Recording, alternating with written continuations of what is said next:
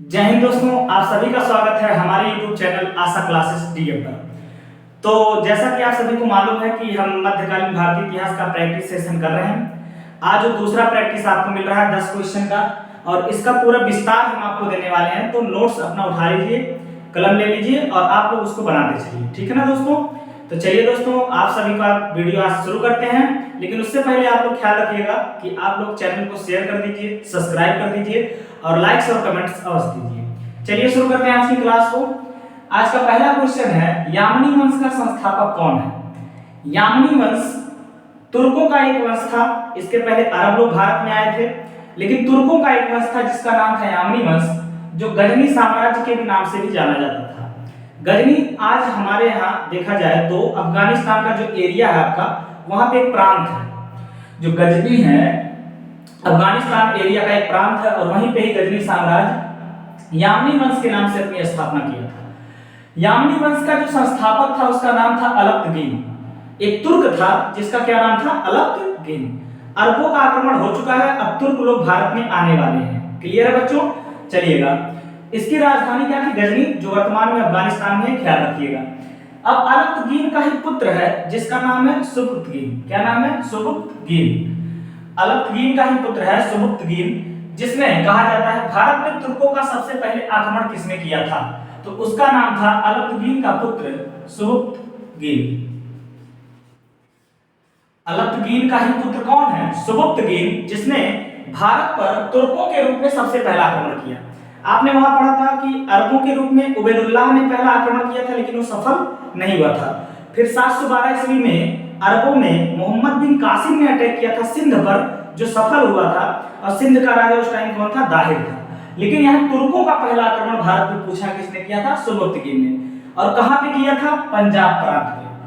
पंजाब प्रांत किस प्रांत में किया था बच्चों, पंजाब प्रांत में, ध्यान रखिएगा। भारत पर तुर्कों का पहला आक्रमण किसने किया था, सुबुक्तगीन, जो अलप्तगीन का क्या था, पुत्र था, और इसी के वंश का क्या नाम था, यामनी वंश। और कहां पे अटैक किया, पंजाब पर। क्लियर है। देखिए, पंजाब केवल हमारे भारत में ही नहीं है, पंजाब पाकिस्तान के एरिया में भी आता है कुछ हिस्सा, जिसकी वहां राजधानी लाहौर है। अपने यहाँ पंजाब जो है वो अलग है, वहां का पंजाब भी अलग है, लेकिन जब ये भारत का विभाजन नहीं हुआ था तो पूरा पंजाब हुआ करता था, ठीक है ना, याद रखिएगा। क्योंकि ये 5 नदियों के मिलन बिंदु पे मिला है, इसीलिए इसका नाम पंजाब रखा गया था, ठीक है ना। गजनवी ने सोमनाथ पर हमला कब किया, बहुत इंपॉर्टेंट क्वेश्चन है, कई बार पूछा जाता है। वैसे तो गजनवी ने भारत पर 17 बार अटैक किया। कितने बार अटैक किया भारत पर, 17 बार भारत पर अटैक किया गजनवी ने, जिसमें से सोमनाथ पे इसने 1025 ईस्वी में हमला किया। सोमनाथ का मंदिर था, आपको पता होगा, सोमनाथ मंदिर गुजरात में है। कहां पर है, गुजरात में है, और शंकर जी को समर्पित यह मंदिर है। शायद 12 ज्योतिर्लिंगों में एक ये है। क्लियर है कि ये 12 ज्योतिर्लिंगों में एक है सोमनाथ, जो गुजरात में स्थित है। और इसी को किसने, इस पे हमला किसने किया था, महमूद गजनवी ने। और यह भी एक तुर्क था जो यामनी वंश से ही रिलेटेड था। यामनी वंश से रिलेटेड कौन था, गजनवी। और यह भी एक तुर्क था जिसने भारत पर 17 बार अटैक किया, और लगभग 1025 ईस्वी में इसने सोमनाथ पर अटैक किया। सोमनाथ कहाँ है, गुजरात में। तो सोमनाथ किसका मंदिर है, शिव जी का मंदिर था। किसका मंदिर था, शिव जी को। बोला जाता है कि उसके टाइम में सोमनाथ मंदिर में बहुत ही अधिक धन था जिसको इसने लूट लिया था। बहुत ज्यादा धन था जिसको इसने लूट लिया था, और इसी के बाद गजनवी को जाना जाने लगा भारत में, ठीक है ना। चलिएगा, अगला क्वेश्चन देखेंगे। किताबुल हिंद किसकी रचना है, बहुत इंपॉर्टेंट क्वेश्चन है, आप लोग जानते होंगे इस नाम को। किताबुल हिंद किसकी रचना है, या इसे तहकीकात हिंद कहते हैं, तहकीकात हिंद कहते हैं। तो किताबुल हिंद की रचना जो किसने किया था, इसी के साथ, गजनवी के साथ एक यात्री आया था जिसका नाम था अल-बर्नी।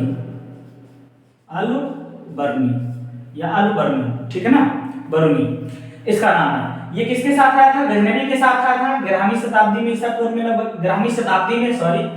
जिसने किताबुल हिंद की रचना की थी, किसने की थी, अल-बर्नी ने की थी। याद रखिएगा, बहुत इंपॉर्टेंट क्वेश्चन है। चलिए अगला, शाहनामा का लेखक कौन है, शाहनामा का लेखक बहुत बार पूछा गया है, याद रखिएगा।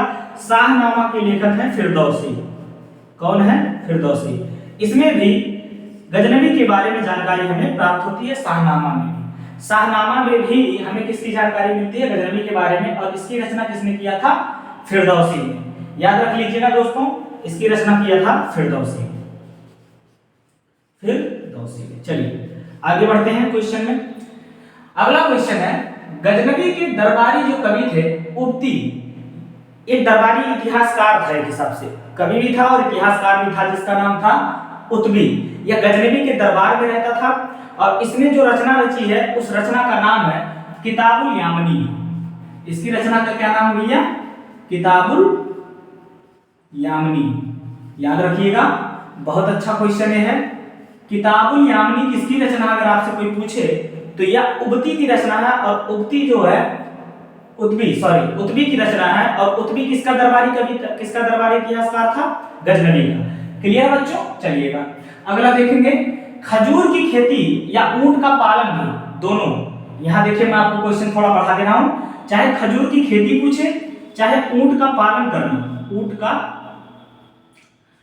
का पालन करना या ऊंट को पालना, ये दोनों कहां से आया था भैया? तुर्क लेकर। कौन लेकर आए थे इसको? तुर्क। भारत में खजूर की खेती हो, एक मिनट सॉरी मिस्टेक हो गया थोड़ा सा। चलिए, खजूर की खेती हो या ऊंट का पालना हो, भारत में तुर्कों से पहले अरब लेकर आए थे। लेकिन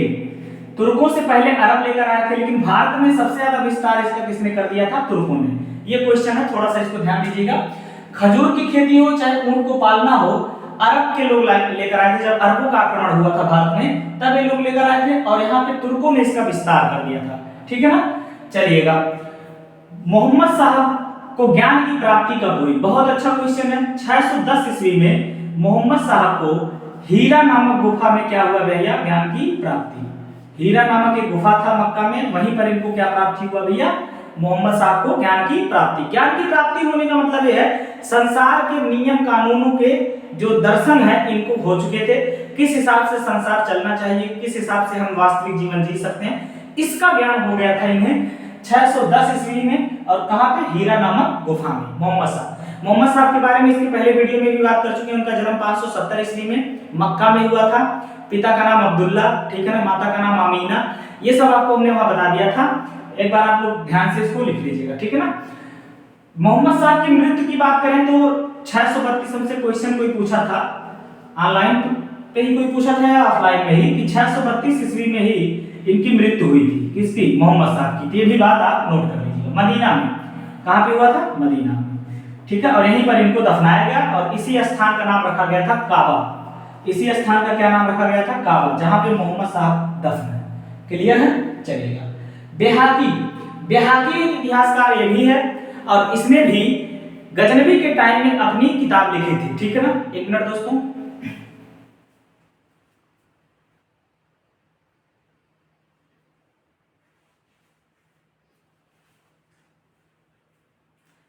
चलिए दोस्तों, थोड़ा सा गर्मी पड़ रही है क्योंकि फैन ऑन नहीं कर सकते हैं तो पसीना वगैरह होने लगता है, तो थोड़ा सा आप लोग सहयोग करिएगा। क्या करें, वीडियो तो देना ही है आपको चाहे से, ठीक है ना। चलिएगा, बेहाकी ने किसकी रचना रची थी? या भी इसमें भी हमें महमूद गजनवी के बारे में पता चलता है। यह रचना तारीख है सुबुक्तगीन, मतलब इसके इतिहास में हमें सुबुक्तगीन से लेकर के हमें गजनवी तक के बारे में पता चलता है। बेहाकी ने इसकी रचना की थी, तारीख है सुबुक्तगीन की। चलिए अगला क्वेश्चन है, गजनवी की मृत्यु कब हुई थी? ये बहुत अच्छा क्वेश्चन है। देखिए, गजनवी ने भारत पर 17 बार आक्रमण किया, सोमनाथ पर 1025 ईस्वी में आक्रमण किया और लास्ट अटैक था इसका 1027 ईस्वी में, जो जाटों के विरुद्ध था। किसके विरुद्ध था? जाटों के। इसने जाटों से बदला लेने के लिए ही ये आक्रमण किया था। उसके बाद इसको इन्हीं लोगों ने इसको मरवा दिया 1030 ईस्वी में। कब मरवा दिया? 1030 ईस्वी में इसकी मृत्यु हो जाती है। तो याद रखिएगा, गजनवी का अंतिम आक्रमण कब हुआ? 1027 ईस्वी में जाटों के विरुद्ध अंतिम आक्रमण था और 1030 ईस्वी में इसकी क्या हो जाती है? मृत्यु हो जाती है गजनवी की। तो ये आपके 10 क्वेश्चन थे बच्चों। आपको कैसा लगा जरूर बताइएगा। आपको ये वीडियो अगर पसंद आ रहा हो तो शेयर करिएगा और ज्यादा से ज्यादा लोगों से कमेंट करवाइए और ज्यादा से ज्यादा लोगों से सब्सक्राइब करवाइए। तो चलिए दोस्तों, आप लोग ख्याल रखिएगा, मस्त रहिएगा और हमेशा पढ़ते रहिएगा। जय हिंद, जय भारत।